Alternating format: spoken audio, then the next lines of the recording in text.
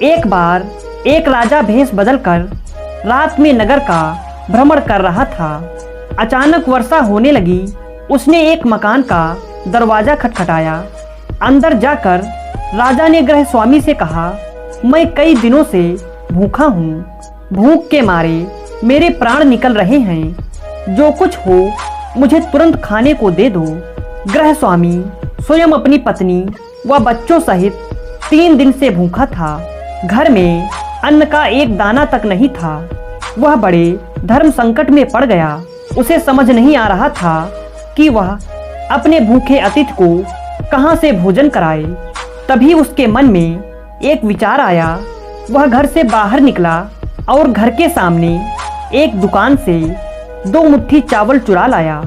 उस गृह स्वामी ने अपनी पत्नी से उन चावल को पकाकर उन्हें अतिथि को खिलाने के लिए कहा। अगले दिन दुकानदार ने राजा से पड़ोसी की शिकायत की और कहा कि उसने दुकान से चावल चुराए हैं। राजा ने तत्काल उस व्यक्ति को बुलवाया और चावलों की चोरी के बारे में पूछा। उस व्यक्ति ने अपना अपराध स्वीकार करते हुए बीती रात की पूरी घटना सुना दी। हाथ जोड़कर कहा, महाराज, मेरा स्वयं का परिवार 3 दिन से भूखा था। मैंने अपने लिए चोरी नहीं की और ना ही कभी करता। चाहे प्राण निकल जाते, परंतु आधी रात में घर पर आए अतिथि को भूखा नहीं देख सकता था। राजा यह सुनकर बहुत दुखी हुआ। उसने बताया कि अतिथि वह स्वयं था।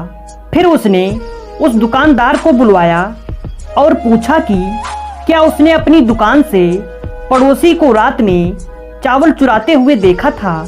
दुकानदार के हाँ कहने पर राजा ने कहा, इस घटना के लिए प्रथम दोषी मैं स्वयं हूँ। दूसरा दोषी दुकानदार है, जिसने रात में पड़ोसी को चावल चुराते देख लिया, परंतु 3 दिन तक पड़ोसी को परिवार सहित भूखा रहते नहीं देखा। इसने अपना पड़ोसी धर्म नहीं निभाया। राजा ने उस दुकानदार को जाने के लिए कहा और उस गृह स्वामी को अतिथि निष्ठा भाव से प्रसन्न होकर 1000 सोने की असरफियां उसे इनाम में दी। अगर आपको हमारी कहानी अच्छी लगी तो लाइक और शेयर जरूर करें और ऐसी ही कहानियां सुनने के लिए हमारे चैनल को सब्सक्राइब करना बिल्कुल ना भूलें।